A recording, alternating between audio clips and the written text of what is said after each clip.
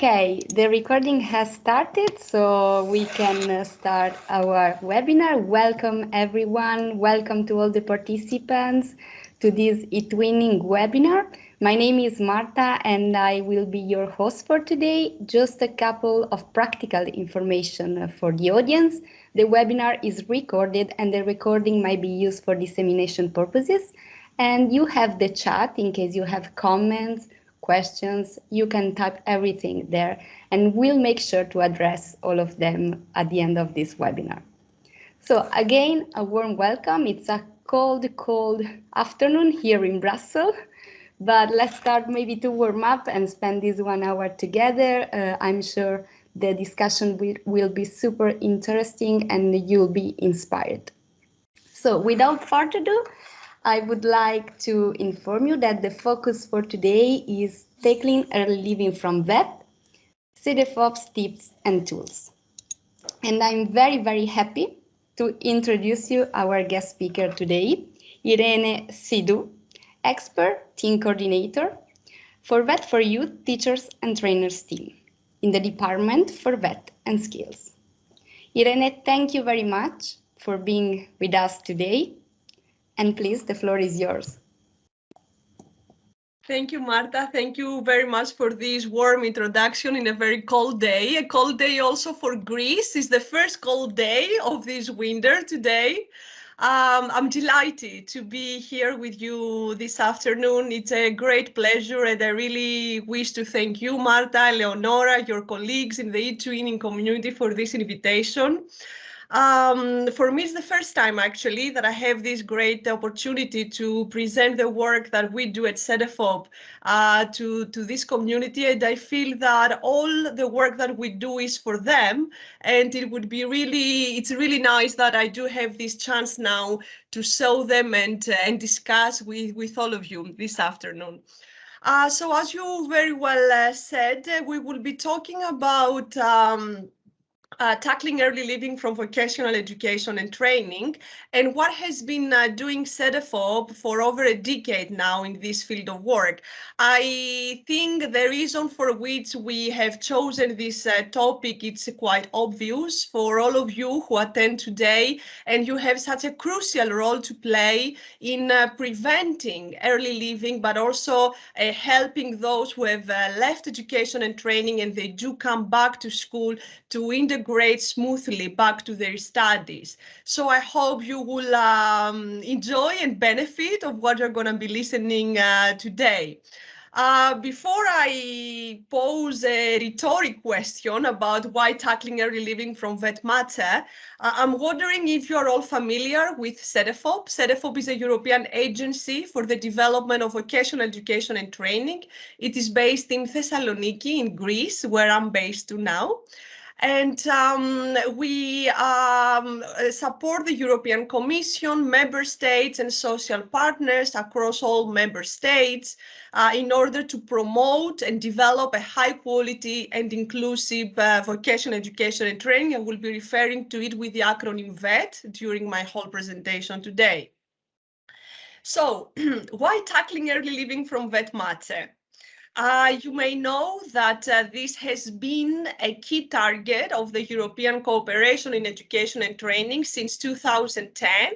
So it was under the Education and Training 2020 work program, a target to be able to lower the rates of early living to less than 10%. This objective was renewed. A new bet now for all European member states is to try to lower this less than 9%. And in my following slide, we're going to see where we stand today and what we aim to achieve. There has been a council recommendation in the past for tackling early living, and now there is a new European Commission proposing a new council recommendation on pathways to school success. This initiative has actually in its focus again how to support member states in tackling early living and of course achieving school success and education attainment. At Cedefop, the assessment and the work that we have done shows that there is important data gaps in being able to measuring and understanding the phenomenon, particularly vocational education and training. And there is a need for further research and further data, to which I will refer in continuation. So this taken from Eurostat is where we stand today. So as of this year, early leavers, meaning those who have at most lower secondary education, so they have never been graduated from upper secondary education. These are called, with a European definition, that are early leavers. We have 9.9% in Europe, and we strive now to go to less than 9. So this may seem to you that it's an easy thing to do, and why are we still talking about? We're so close to achieve this European target, but please have a look to the diversity in these rates to the different countries. See where Croatia stands and where Spain, for example. So you may see that there are important disparities between the different countries in order to achieve this objective, but also there are huge discrepancies within the same country depending the different regions. So there is a country, for example, like Spain, that has an overall high rate of early leaving, but there are areas within Spain that they may have a very, very low of early leaving, where there are others, they have much highest rates. So these geographical and regional disparities are also important that need to be addressed when we try to fight against this phenomenon. So here too, you have another way of looking. The blue line is the target, the 2030 target. You can see it's almost 9%. And this is where countries stand. So you can see which have already achieved this goal, which are below or up. Or above this rate. So this is, let's say, where we stand, and this is where we talk about percentages. But when we talk about numbers, we should not forget that we're actually talking about young people. We actually talk about young learners who in our society, they have not been able to qualify in upper secondary education. And I think you may all understand what can be the consequences for these young learners, and how is likely that this will be very difficult to find a competitive employment, a good job with good prospects in the future, and have a quality life. So the threat is quite big. 1 in 10 young people are still not qualified. They are early leavers. So there is still a lot of work to be done at European level. At Cedefop, we started working in this area for more than a decade, as I said. We have done different kind of work, like conducting systematic research, first of all, to understand this phenomenon in vocational education and training. The statistics that I showed you just before, they give us an idea of where is the status in Europe. However, does not give us the detailed information that we need in order to design policies to tackle early leaving from VET. And what do I mean by that? They tell us how many are early school leavers, but they don't tell us from where these people dropped out. Did they drop out from general education? Did they drop out from vocational education? Did they conclude primary education at all? Or did they even reach and completed all years of upper secondary education, but they didn't really manage in the final examination? So that's why they are not qualified in upper secondary education. Can you understand that when we have to support these people, it's very different if it's to support somebody who only has primary education background, or to support somebody who has already completed upper secondary education but didn't succeed in the final exam. It's also very different how to support these people if they drop out from general education or if they were from VET. So to allow designing tailored policies, we needed more information, we needed more evidence, and we also needed to understand what is the role of VET? What is the role of VET in this phenomenon? And what we discovered back in 2016 when we published this 2-volume study that you see on the screen, it was that VET actually has also a very important role to play in preventing early leaving. So thanks to VET, those learners in general education that were at risk of dropping out, they found an attractive VET pathway, they continued their studies, and they managed to qualify. Also, we show that it has an important role to play in counteracting early leaving. In what sense? That most of them who had dropped out from general education, when they decided to go back to their studies, they opted for a VET qualification. They opted for a VET pathway. So they found, let's say, inclusion and continuation in their studies through VET. However, VET also faces high rates of dropping out in many countries. This, of course, also depends a lot from country to country and also depends from the types of VET. But in general terms, we could say that in many European countries, there should be a systematic and comprehensive approach to tackle early leaving from VET also. So beyond this study, we have also done country reports and country research to better understand the factors leading to early leaving from VET in each country and so forth. And lately, in the first wave of this dramatic crisis that we go through. So in the first wave of COVID-19, we also did a preliminary analysis to understand the risks for learners who are in vocational education and training.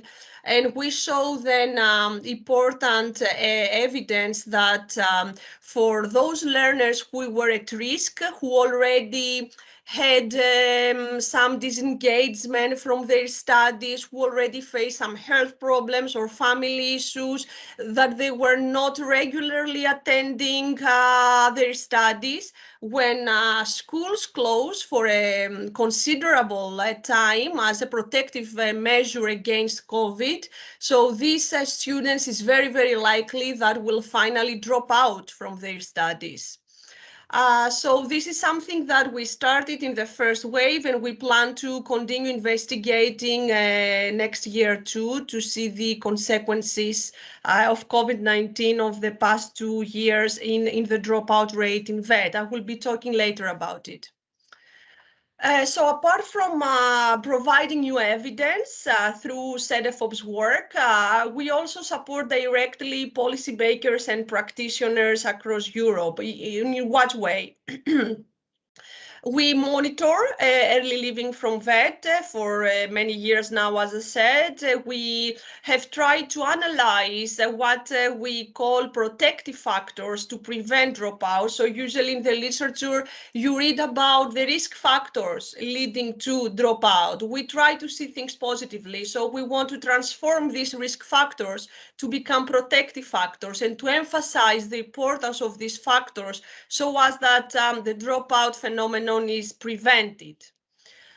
We have also analyzed and conducted research to understand the different profiles and the needs of those who are at risk of dropping out and those who have already dropped out. And we did that because we wanted to see what is the situation of these young people and how best can be then supported.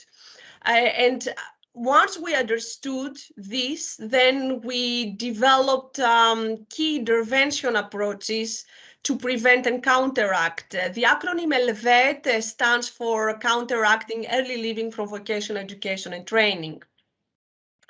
And also we collected across Europe different good practices with evidence of success. This is what we mean good practice. A good practice is an intervention approach which made either in different levels, either at national, regional, or local level, and has evidence of its success. Evidence of success not on the number of people who participated in this intervention, which says nothing, but to how many people were actually benefit and how they did benefit. And finally, what I will be talking to you mainly today is that we also develop practical tools for being able to design, to implement, but also to evaluate the policies and practices. And I will be showing you a toolkit, the so-called ELVET toolkit for tackling early living that we launched back in 2017. And to our surprise, it was so well received, and till today has a very, very positive feedback from its users across Europe. So if you follow the link that my beloved colleague Anthi Kyriakopoulou, who is today with me and who supports the whole work that I will be presenting you today. So Anthi has shared a link. So if you click to that link, the first page that you're gonna see is what I have now on my screen. So this is the homepage of this toolkit. You may see that it is a structure here. There are different tabs. It actually has three main areas: this of identify, intervene, and evaluate. So basically, it's how to identify those at risk, how to intervene to support them, and how to evaluate your practices. And when I talk about this, I don't refer only, I don't mean that this toolkit is mainly for policymakers who design policies, not at all. It is meant also for vet practitioners, for teachers, trainers, for all those who are pedagogical or not pedagogical staff in a vet school or in a company that provides work-based learning through vet. So it concerns all these people, and they may find valuable resources in this toolkit. So this still is the homepage where you may see the different resources that I referred to before. So we have profiles. Actually, I will be showing you one by one. Let me show you in continuation. So why is it innovative, the toolkit? First of all, it's the first online resource of its kind. So it's the first pan-European toolkit for tackling early living from vet. It provides, it's evidence-based, so we produce all the resources of these toolkits are based on the research or the research that we have done all this year. It's highly interactive, so you can find there tools that will show you step by step how can you design a practice, how can you evaluate that the practice that you are doing is good or not. And you may find a plethora of resources, so it actually is like a knowledge, it's a knowledge center, it's a knowledge platform for everything that concerns early living from vocational education and training. You may find data, statistics, publications, and so many more. Also, it is a possibility through this platform that all Erasmus Plus programs, and there are so interesting projects that have been carried out over the past years, and they produced amazing tools, good practices, guidelines, guides, so rich material that when finishing an Erasmus Plus program, somehow all this value is lost. But through this toolkit, we do disseminate, we do make available all these rich resources to all of you. So we count 4 years from its launch, and we have more than 270 resources. We cover 33 European countries participating in education and training 2030. We have presented this toolkit in more than 70 events. So if you see me now speaking a bit fast, it's because I have done 69 times pretty much this presentation of this toolkit. Every time is different slides, but every time is talking about this toolkit, and every time is unique because the toolkit change a lot. Every 2-3 months, new resources are uploaded, new design, new user-friendly applications. So I'm sure that even if I continue to do this 70 more times, I will have something new to tell you. We also created a network I will be talking about that we call ambassadors for tackling early living. And we now count with 80 ambassadors from 23 different countries. And I will invite all of you at the end of this presentation today to consider becoming an ambassador, because the only requirement to be an ambassador is your willingness to know more about this toolkit, to use it, to share it with your colleagues, and to try to have some benefit out of it. So when you click to the section identify, is there where you find the different profiles of those learners who are at risk, those early leavers. This year, we had developed these 6 profiles. As I cannot show you, but the pre-last, until the pre-last. And this year we added a new profile, the very dark red profile, which is actually those early leavers who have stayed in this status for quite a long time and who have also become, as they become older, they become unemployed and they are not involved in any kind of formal education or training, and thus they fall under the so-called category young people not in employment, education, or training, the so-called needs. So we would say that this is also a negative consequence that can happen if you're a long time in the status of early school leaver. This is where I said you learn about these profiles, and then we have 3 types of intervention approaches. So the preventive, those interventions that once you have understand that this person needs support, you intervene, and the compensation, which is for somebody who has already left the education and training system, so that you try to compensate, you try to convince him to reintegrate back to his studies. Currently the toolkit counts with 17 key intervention approaches. You may see very different, if you may see, it's an ophthalmological test to try to see these small letters, I guess, but I wanted to fit all of them in one slide, so the challenge is quite big. I will show you how it looks, one of them. For instance, I have put a paper clip in the one which is second chance measures.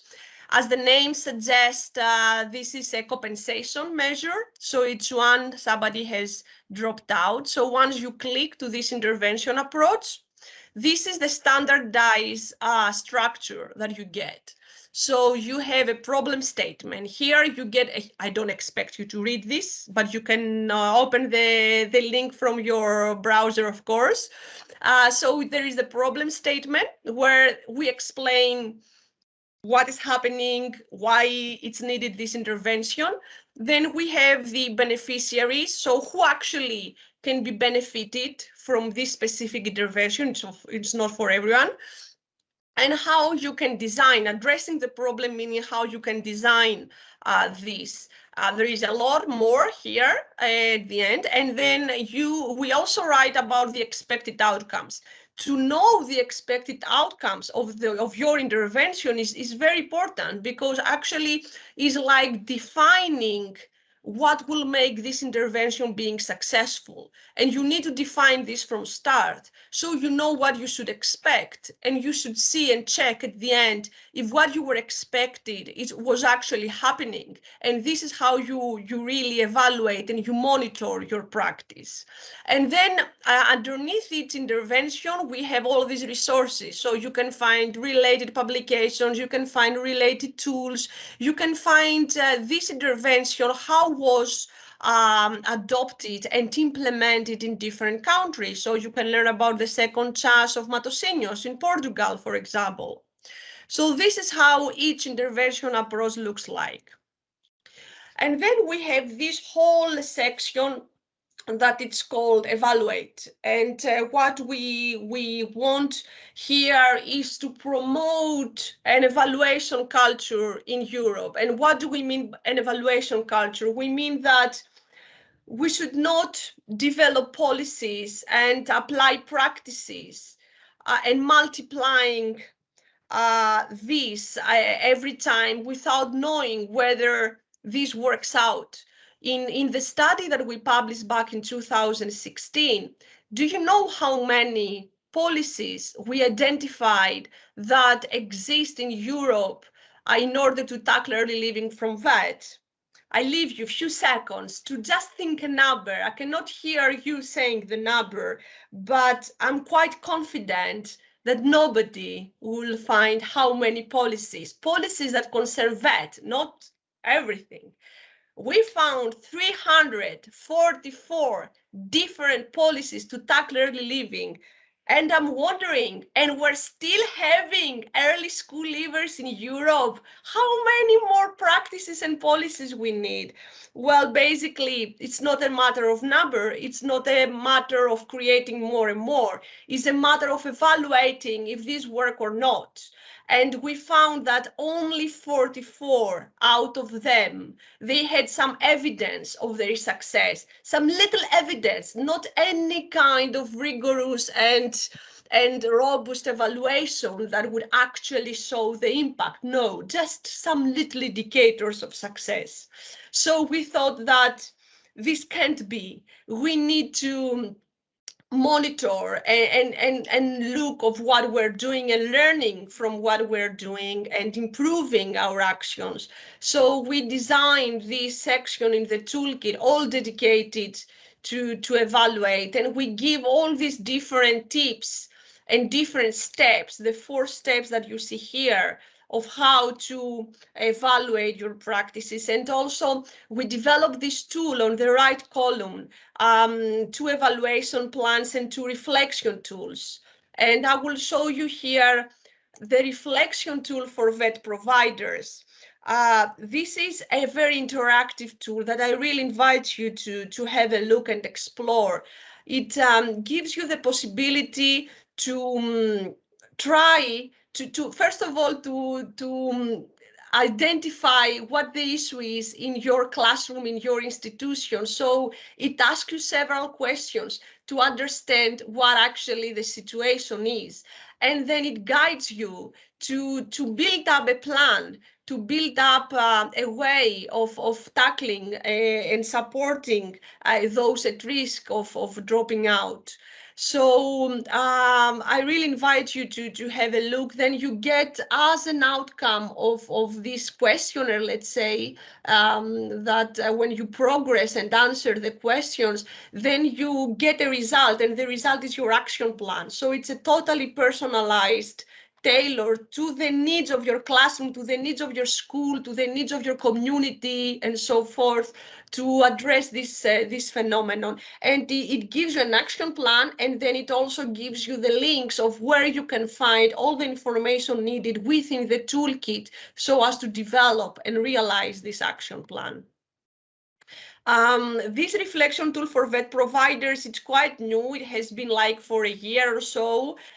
We had, since the launch of the toolkit, we had developed the reflection tool for policymakers, and this worked really, really well. I mean, half of the events that I told you we presented this toolkit, half of them, they were actually workshops where we worked together with policymakers, and we gathered all together. We filled in the reflection tool, we developed action plans, and we helped them to implement them in their context.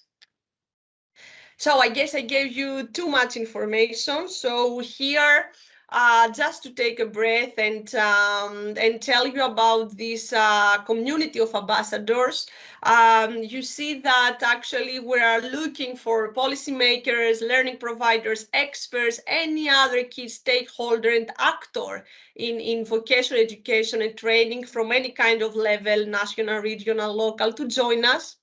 And by join us, by The link, I think, will be provided also by my colleague just right now from Anthi, where you can join. There is an online application where you fill in your information, and then you become a member of this community. You have the chance to meet all ambassadors across Europe. You have the chance to receive a newsletter from us with all news, with all new developments, with all new information that we upload on the toolkit. You will not receive, we will not bother you frequently. It's like once per 3 months that you get a newsletter. We invite you also to give us some preliminary information that we may use in order to do some analysis. For example, this report that I show you with the effects of COVID-19 on learners at risk, it was written based on inputs that we received from ambassadors, and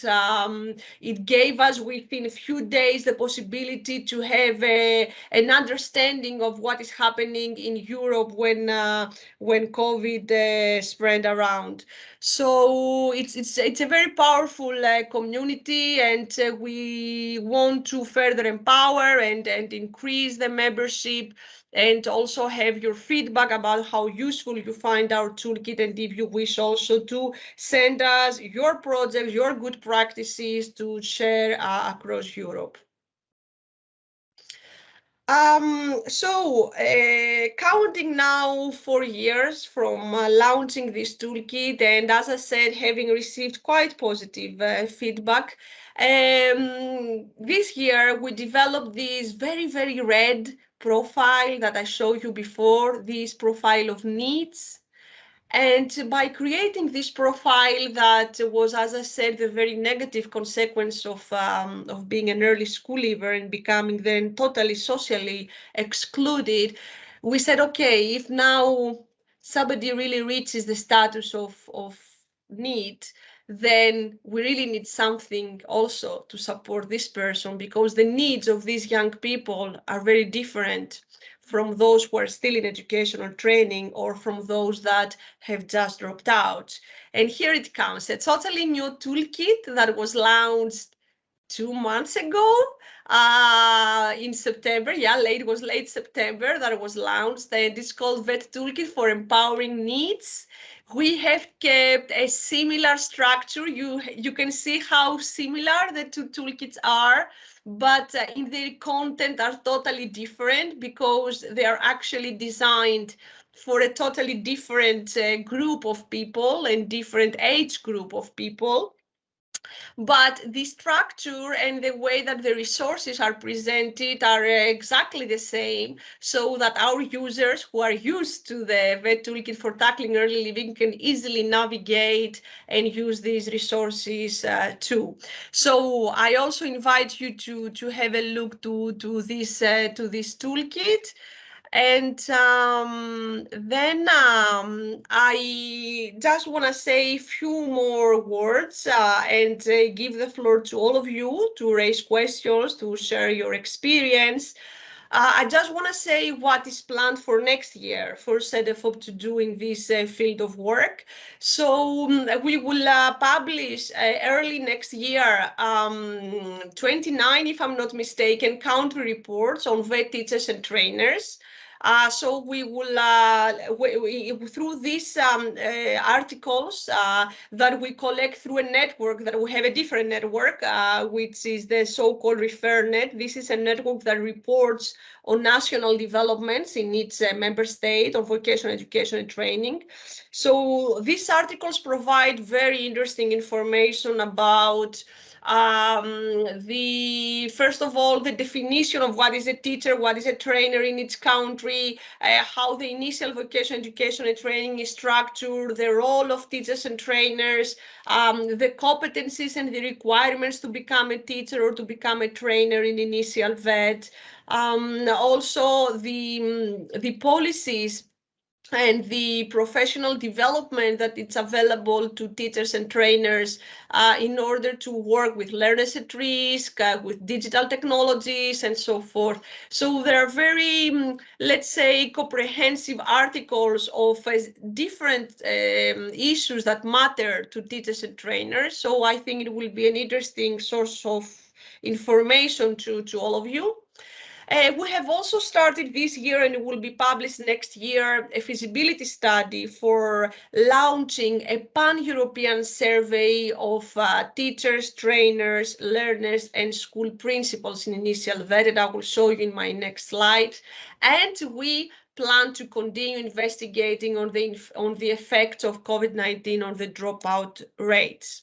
So about this new survey, this is a totally new initiative at Cedefop that we wish to test and see whether it will be feasible to survey these four populations and to be able to understand the challenges that they face, the opportunities for professional development, their career progression and well-being, the learning environments and the pedagogies in use, and of course, through all this to understand also learners' well-being and engagement. So this is something that we're now in the testing phase of whether this is feasible, because it's not an easy exercise to do. And we want to see if we may access to this population. So if we may access vet schools in Europe that offer initial vet, if we may identify the right population that we want, and if we have access to survey.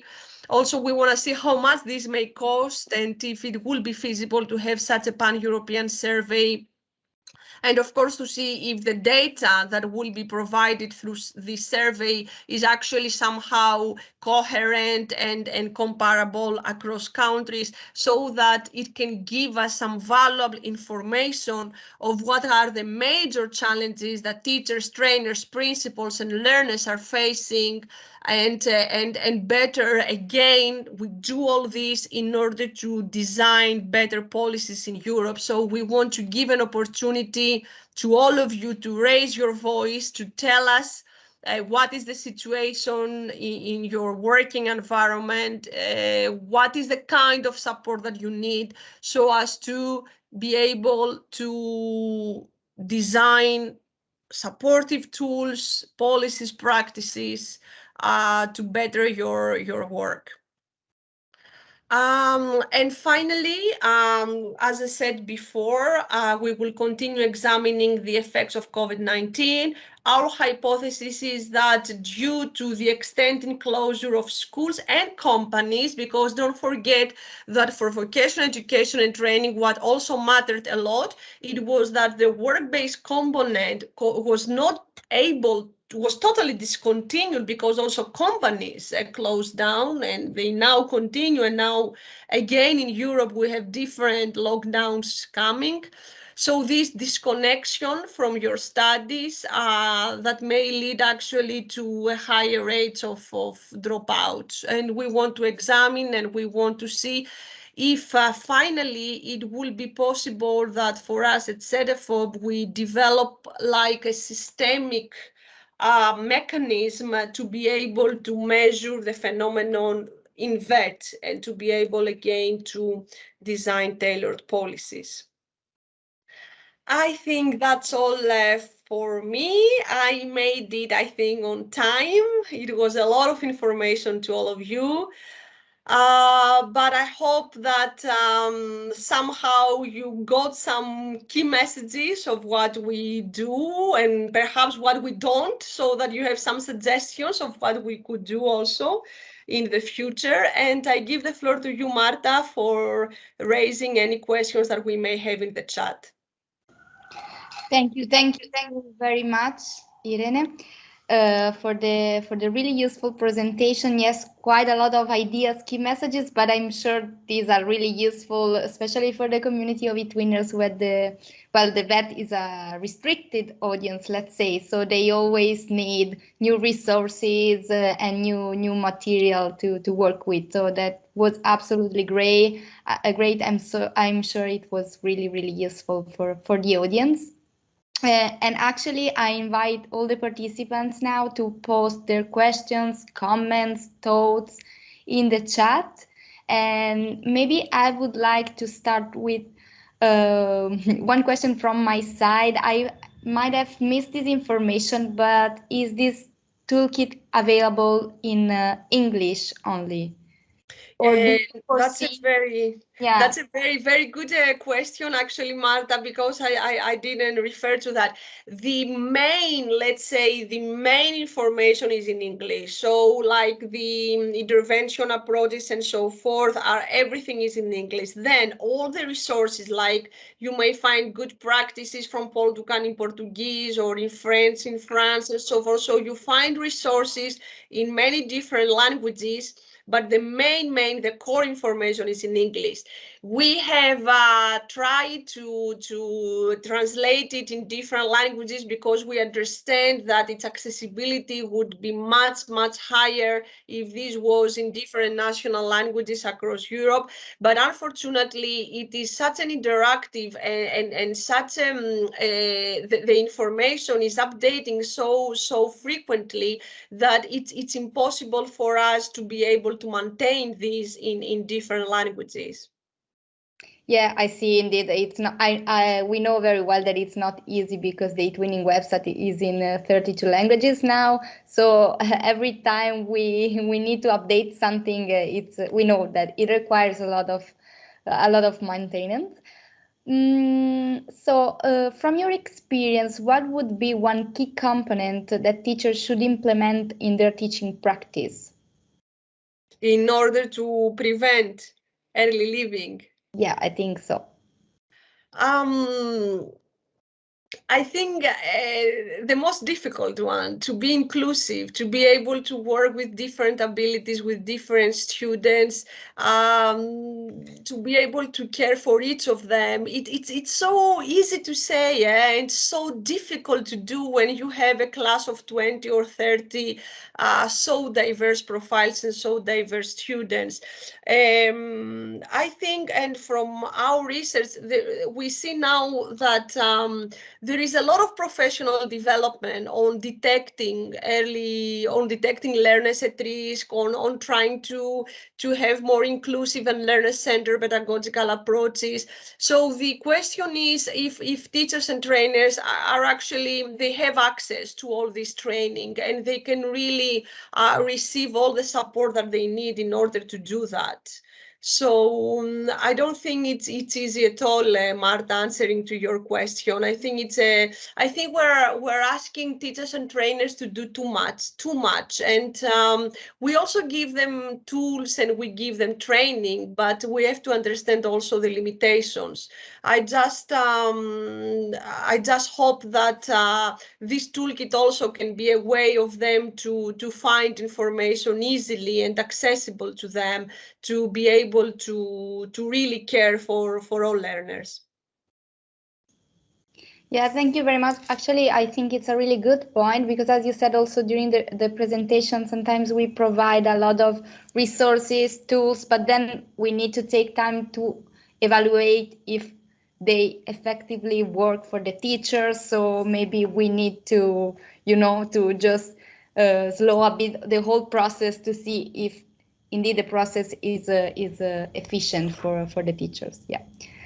I see a lot of thank you in the chat, a lot of positive comments about the presentation, about the great session we had. So that's really nice. And this is all for you, Irene, actually. um, so I don't know. We for the time being, we do not have other questions in the chat, but actually, well, Maybe if we you have want. one actually. Okay. So it just came. Does lifelong guidance contribute to early living? Yes, thank you. Thank you for this question. One of the key intervention approaches presented out of the 17 that I presented you with these little letters. One of these was guidance, career guidance. It was mentoring. There were more than one actually. So absolutely, lifelong guidance and career guidance are key. First of all, to prevent early leaving are key. It's. I mean, we analyzing the factors that lead to early school leaving, we see that many times is because students, they simply chose the wrong pathway. They really chose something that they are not at the end interested about it, and that's why they disengage and they drop out. So lifelong guidance, career guidance at an early stage, even at primary education, it's key to tailor and to guide learners in the right pathway, and to be a support during all their career in all their academic actually life. Thank you very much for answering. So Maybe we can launch the poll if you yeah, want. exactly. I was about to say that actually we might have some questions for the participants Okay. as well. So we can start to launch the first poll. I will first share the link in the chat, and then I will share my screen so we can check the results all together. So the link to answer the first question is this one. The first question is, do you find useful Cedefop's vet toolkit for tackling early leaving for your work? I'm going to share my screen so we can share the results.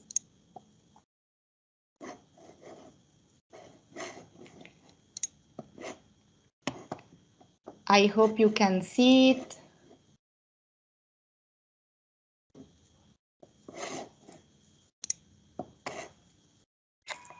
Can you see the results, Irene? Yes, Oh, yes, that's great. Perfect. yes.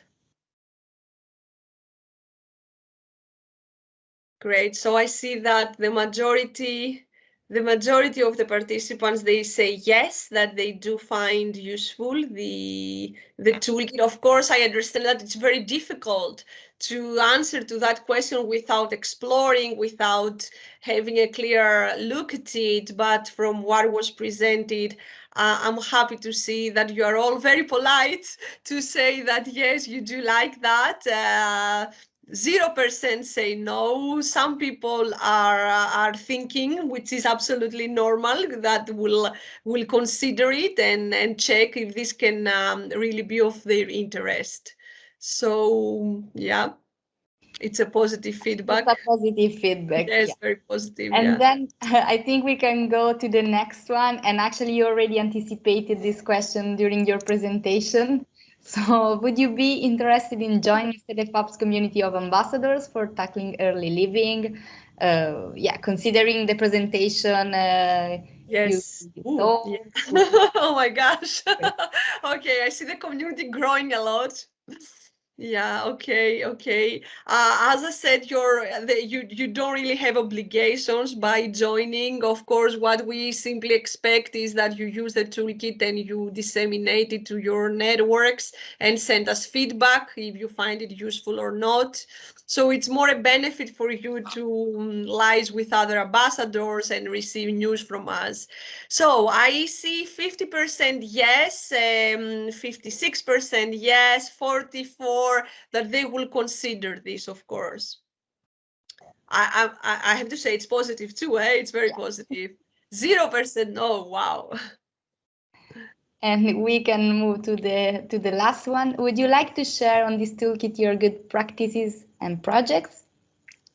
Yeah, this refers mainly, I understand, to those of you who may be part of any Erasmus Plus project, or you have other national or local practices, and you wish to share with us. We have a standardized template that you may download from the toolkit. You fill it in, and then we consider if this good practice actually indeed refers to VET, if it has evidence on its success. We contact you, we edit, we collaborate with you, and finally, we may make it available on the toolkit. So I see here 89% say yes, that they want to share, and it's something that I mean, also because of your profession, you like peer learning, you like to share knowledge and experience, and this is what this toolkit is about. So I'm very happy with this result too. Okay, thank you very much to everyone for answering those questions. I hope it was also useful for you, Irene, to have this kind of feedback Absolutely. now. So You I give me the power and energy to do 70 more presentations now. okay. I saw there was another question in the chat that maybe okay. It was from Ramazan saying, as a NEET winner, what should be our first step about using the toolkit?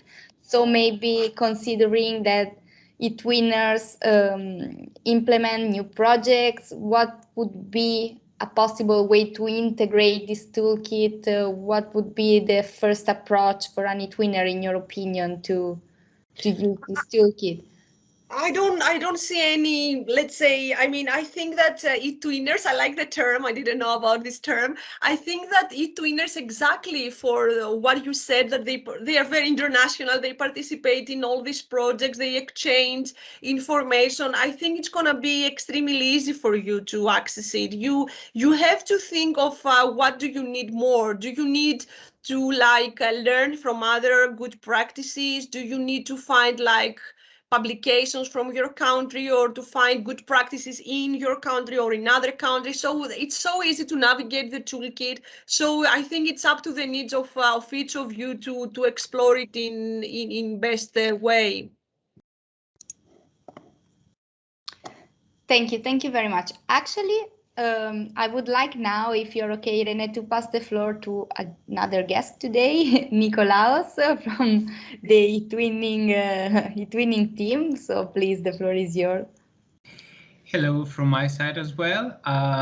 Just a minor contribution in relation to the questions said already. So, well, the first thing that I would say from my experience is that e-twinners are highly resilient. So in case of difficulties and challenges, because early living is indeed a severe, let's say, challenge, the first thing is that the e-twinners will definitely try to tackle with any means that they have. The second thing that I would add is that e-twinning itself, it raises pupils' motivation. And this one is a really important aspect. As already Irene has mentioned, it's also one of the factors that shape this vulnerability. And of course, the third thing that I would add to that is this sense of community.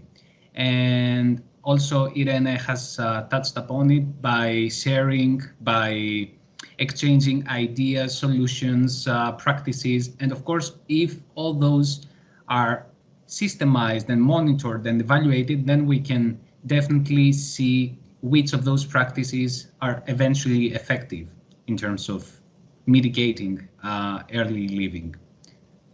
So that was just my addition. Thank you, Nikos. Indeed, I think you know it winners very, very well. So actually, thank you for intervening at on this point. Before we close and before the last words, I would like to remind all the participants to save the link that you find now in the chat. So we would like to hear from you, and this is the link to the feedback form. You just need to save it now, and then you can complete it after the webinar, of course.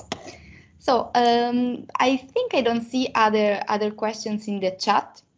But Irene, definitely, I would like to give you the floor one more time to close this webinar, to say something I don't know, maybe you want to complete, the presentation now that you have also a feedback. Very complete. To be honest, I was now reading the chat. I took this opportunity to read the chat. I saw colleagues saying hello from so many different parts of the world. I was really nice to see people beyond Europe, and it's so nice. I mean, I'm very happy.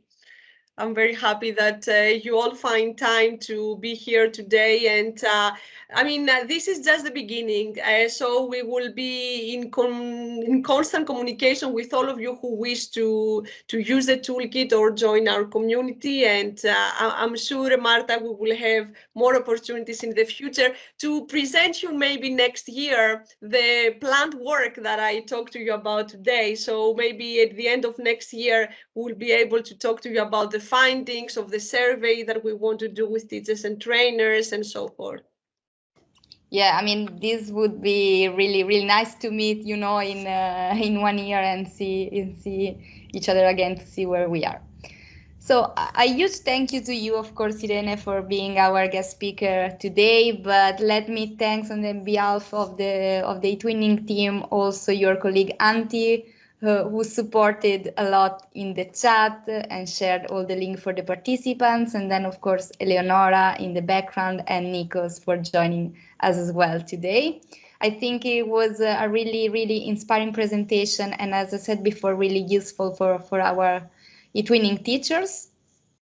Thank you very much. I wish you all a good evening. Do not forget to complete the feedback form, and I'm sure we will see each other soon. So let's stay in touch, stay safe, and have a nice evening. Bye bye, everyone. Bye to everyone. Ciao.